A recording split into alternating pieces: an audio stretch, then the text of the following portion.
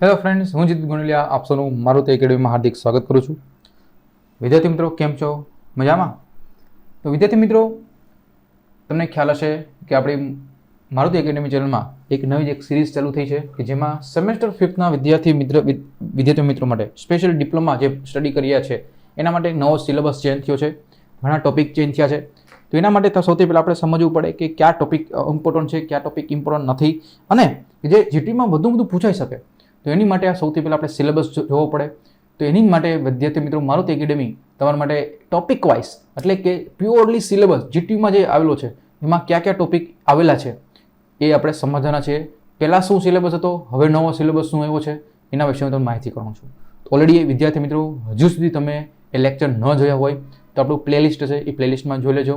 એમાં સૌથી પહેલો લેક્ચર કે જેનું નામ છે એસજીપી, બરાબર. સૌથી પહેલાં એસજીપીનું મેં તમને એમાં માહિતી આપેલી છે. પછી પી સબ્જેક્ટ કે જેને આપણે કહેતા હોય છે પાવર ઇલેક્ટ્રોનિક ડિવાઇસીસ, બરાબર. તો એ જોઈ લેજો. અને આજે હું તમને નવો જ એક સબ્જેક્ટ તમને કરાવવાનો છું કે જેનું નામ છે ઈટીસી, ટૂંકમાં એટલે કે ઇલેક્ટ્રિક ટ્રેક્શન એન્ડ કંટ્રોલ, કે જેને ટૂંકમાં એવો સ્ટુડન્ટ કહેતા હોય છે ETNC, એટલે કે ઇલેક્ટ્રિક ટ્રેક્શન એન્ડ કંટ્રોલ. તો વિદ્યાર્થી મિત્રો, આ ટોપિક એવો છે, એટલે કે ટોપિક એટલે આ સબ્જેક્ટ એવો છે કે જે બહુ ઇમ્પોર્ટન્ટ આપણા ભવિષ્યમાં માટે છે. અને આ સબ્જેક્ટ છે, આ સબ્જેક્ટની ક્રેડિટ છે 4. કેટલી છે?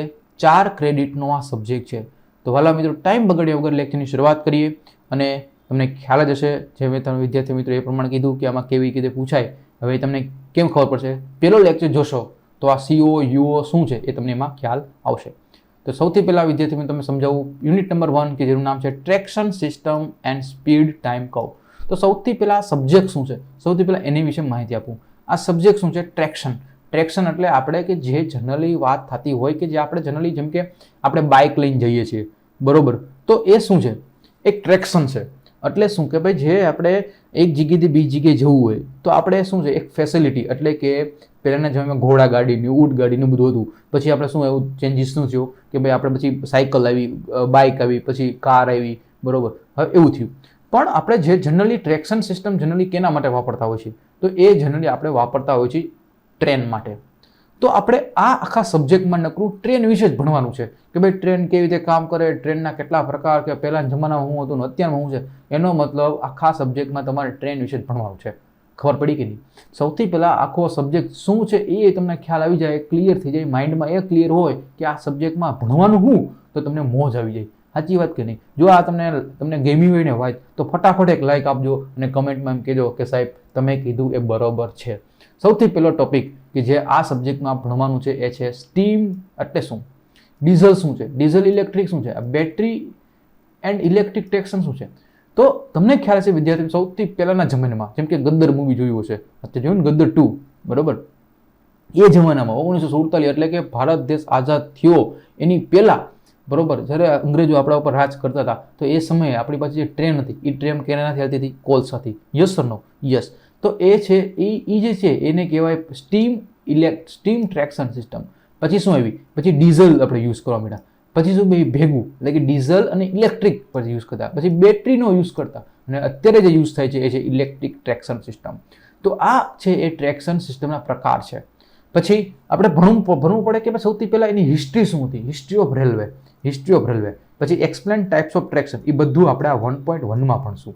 પછી આપણે ભણવાના છે કે ભાઈ કઈ જગ્યાએ આપણે કેવી રીતે કામ કરે આ ટ્રેક્શન સિસ્ટમ. તો explain and general arrangement of different type of electric traction system and their significance, એટલે કે એમાં કેવા પ્રકારની મોટર આવે, AC, DC, single phase, 3 phase, એ આપણે જોશું.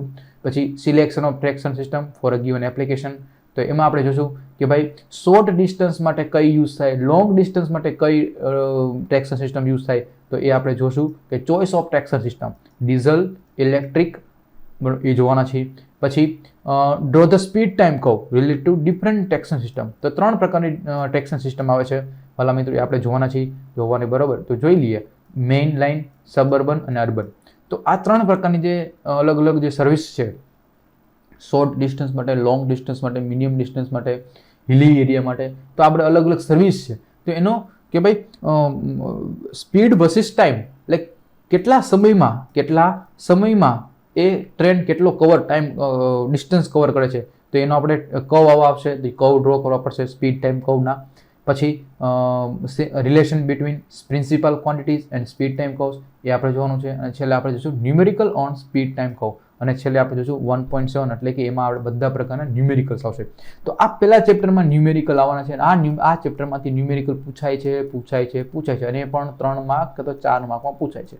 એનો મતલબ એવો થયો પહેલો સબ્જેક્ટ એવો કે જેમાં ન્યુમેરિકલ આવશે. એસજીપીમાં પણ ન્યુમેરિકલ આવશે, પણ કેવા કે બહુ હાઈ લેવલના નહીં. એક જ ફોર્મ્યુલા બેઝ ઉપર તમને ન્યુમેરિકલ પૂછે, બરોબર, કે જે કરંટ સેટિંગના પૂછાય છે, પીએસ પ્લગ સેટિંગ મલ્ટીપ્લાયના પૂછાય છે, બરોબર. પણ આ સબ્જેક્ટ એવો છે કે જેમાં પહેલા ચેપ્ટરમાંથી ડાયરેક્ટ જ પૂછાવા મળ્યા. બીજું ચેપ્ટર છે કે જેનું નામ છે traction motor and its control. હવે મેં તમને કીધું એ પ્રમાણે આમાં શું યુઝ થાય? ટ્રેક્શન મોટર છે એટલે કે ઓબ્વિયસ કે ટ્રેનને ચલાવવા માટે મોટર છે, તો મોટરના કેટલા પ્રકાર, કેવી પ્રકારની મોટર યુઝ કરશું, પહેલાં કઈ મોટર યુઝ કરતી, હવે કઈ મોટર યુઝ, બધી વસ્તુ, બધી હિસ્ટ્રી આપણે આ સબ્જેક્ટમાં એટલે કે આ ટોપિકમાં ભણવાના છીએ. સૌથી પહેલાં જોશું કે ભાઈ એનો ફીચર્સ ઓફ ટ્રેક્શન મોટર્સ, કે ભાઈ કેવા પ્રકારના ટ્રેક્શન મોટર છે, એના કયા પ્રકારના ફીચર્સ હોવા જોઈએ. પછી signification of DC series motors of traction motor, એટલે કે ડીસી સિરીઝ મોટર છે એનો ઉપયોગ શું, એની મહત્વ શું છે ભાઈ. એસી ટ્રેક્શન મોટરનું મહત્વ શું છે, single phase, 3 phase, linear induction મોટરનો, એનો મતલબ બધી જેટલી મોટર આવે છે એ બધાનું આપણે કમ્પેરિઝન કરવાના છીએ અને એના વિશે માહિતી આપવાનું છું. પછી single parallel control, open circuit, shunt and bridge transition શું છે જોશું, પલ્સ વિથ મોડ્યુલેશન કેવી રીતે કામ કરે, અને છેલ્લે આપણે જોશું જે types of electric braking system.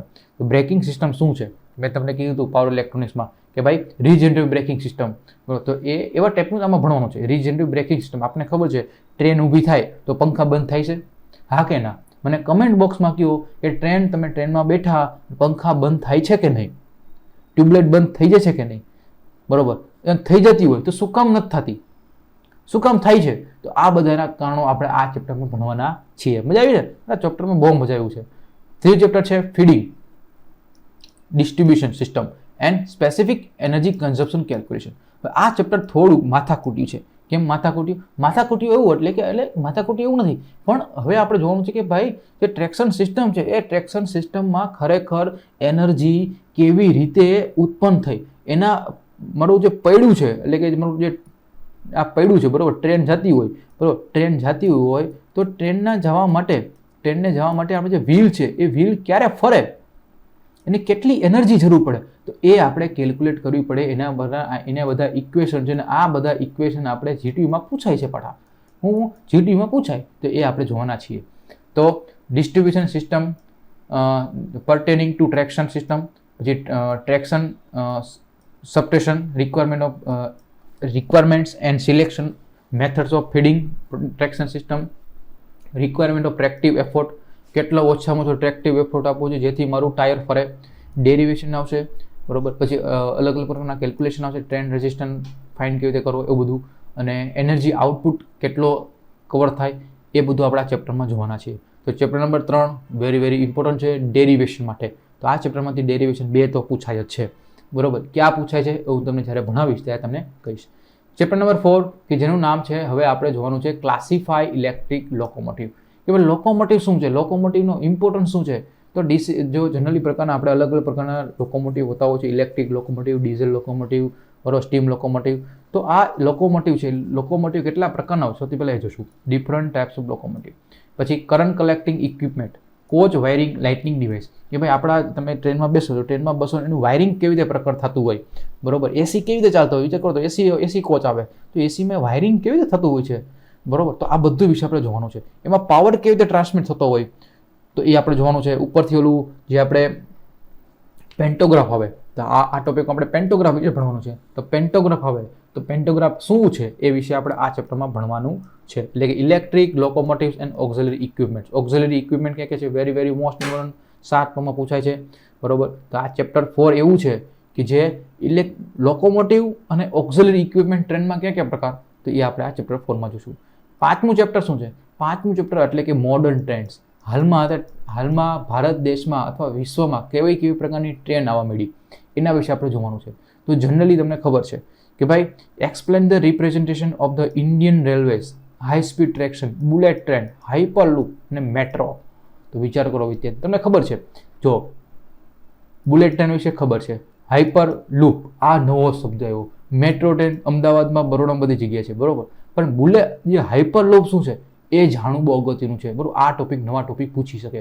પછી મેગ્નેટિક લેવિટેશન શું છે એ જોઉં છું. લિનિયર ઇલેક્ટ્રિક મોટર એ શું છે એ પણ આપણે જોવાના છીએ. તો સૌથી પહેલાં આપણે ઇન્ડિયન રેલવે, આપણું જે ભારતીય રેલવે છે એ કેવી રીતે કામ કરે છે તો એ આપણે જોશું. પછી મેટ્રો, પછી જે રેલવે છે તો રેલવેની બધું સબસ્ટેશન હોય તો સબસ્ટેશનમાં કેટલા પ્રકારનું 25 kVનું જનરલી હોય છે, જેમાં કયા કયા પ્રકારના ડિવાઇસ યુઝ થતા હોય. પછી traction system and operation control centre કહેવાય કે OCC જેને કહેવાય. પછી મેગ્નેટિક લેવિટેશન, એક મોટર વિશે માહિતી આપણે જોવાની છે, લિનિયર ઇન્ડક્શન મોટર. પછી variable frequency operation of 3 phase induction motor. તો આ બધા ટોપિક છે એ આપણે આ ટોપિકમાં જોવાના છીએ. તો એનો મતલબ ચેપ્ટર નંબર જે 5 છે એ 5 ટોપિક તમારે આમ હિસ્ટ્રી જેવું છે. કેવું? હિસ્ટ્રી, ઇતિહાસ જેવું છે, બરોબર. ખાલી આમ યાદ જ રાખવાનું છે. પણ પહેલું, બીજું, ત્રીજું, ચોથું થોડુંક આપણે યાદ રાખવું પડશે, વારંવાર યાદ રાખવું પડશે, લખીને પાકું કરવું પડશે. તો સૌથી પહેલો ટોપિક કે જે કેટલા માર્કનું જોઈ લઈએ, traction system and speed time કહો કે જે 10 માર્કનું ચેપ્ટર છે.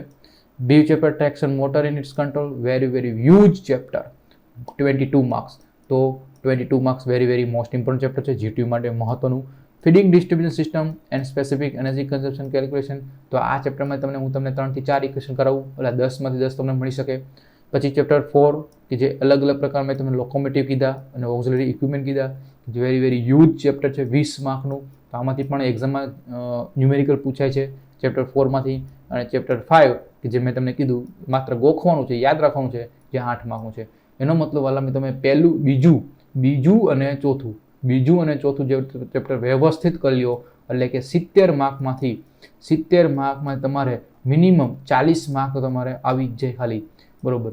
તો 35 પણ વિચારો ને, 35 એટલે કે 50% તો ખાલી આ 2 સબ્જેક્ટ જ પૂરા કરી નાખે છે. તો આવી રીતે તમે મહેનત કરવાની છે વાલા મિત્રો.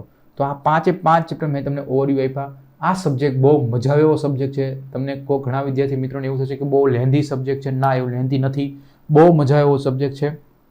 ઇઝીલી યાદ પણ રહી જશે, પણ તમારે શું કરવું પડશે, એને લખીને પાકો કરવો પડશે વિદ્યાર્થી મિત્રો. ખ્યાલ આવ્યો? તો આ સબ્જેક્ટને પ્યોરલી તમને કીધું કયા ટોપિક અગત્યના છે, કયા ટોપિક ઉપર વધારે ભાર આપવો જોઈએ, કયો સબ્જેક્ટ ઉપર વધારે ભાર આપવો જોઈએ જેથી જીટીયુમાં વધારે માર્ક્સ મેળવી શકે, એ તમને બધી ઇન્ફોર્મેશન આપી. અહીંયા સુધી રાખીએ વિદ્યાર્થી મિત્રો.